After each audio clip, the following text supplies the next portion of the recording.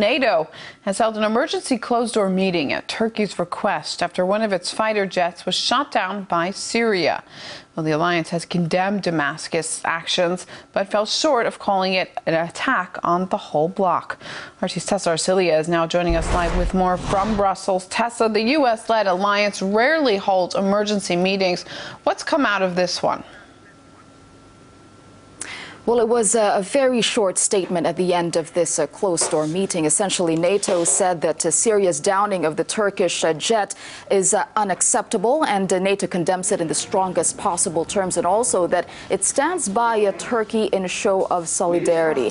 But let's remember again that this emergency meeting was called by Turkey under Article 4 of the founding treaty of NATO, which states that should any of the members feel threatened, it can call a consultation. And it has to be said that any action under Article 4 should be a consensus, and therefore any one of the members could stop any joint action. We know the Dutch government, for instance, has explicitly said that any question of military intervention is out of the question for their government.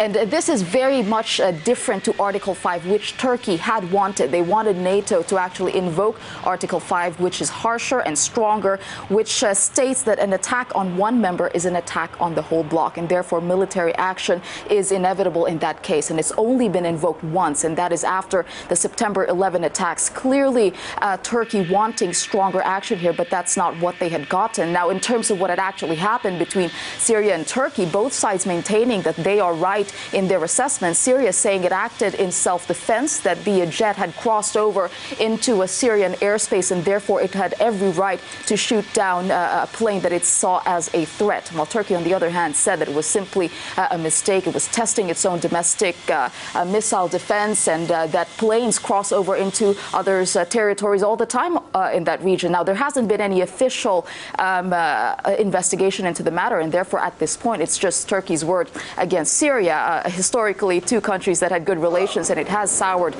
in recent times, especially since Turkey is said to be keeping some Free Syrian Army rebels in the country, and also a lot of refugees from Syria. If there's any conclusion we can get from the statement that NATO had made today, it's that it reiterates what we already know. It's what side they are on and what side they will continue to support should the confrontation go on.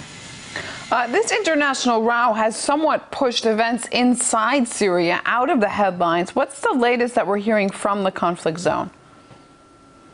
Yes, it did push Syria out of the headlines just for a short while, though. But what we're hearing from the ground is that there has been no stop to the fighting. In fact, some classifying the recent fighting as the heaviest seen so far. And this is just around the capital, Damascus. So again, as the international community continues to debate and figure out what step to take, Syria, the conflict on the ground that involves a lot of the civilians just getting caught in the crossfire still continues, and there seems to be no end in sight for now. All right, RT's Tesa Arcilla live with us on the line from Brussels. Thanks, Tesa.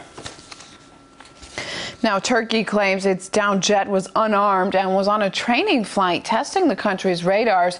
But the head of an independent Syrian media outlet says Ankara could have been spying on Damascus. It happened one day only after the infamous defection of one Syrian pilot. It could be that they were testing, and it was not a missile. It was actually anti-aircraft artillery that shot it down with a maximum range of 5 kilometers only. So what was the Turkish Phantom doing 5 kilometers away from our land over our territorial water?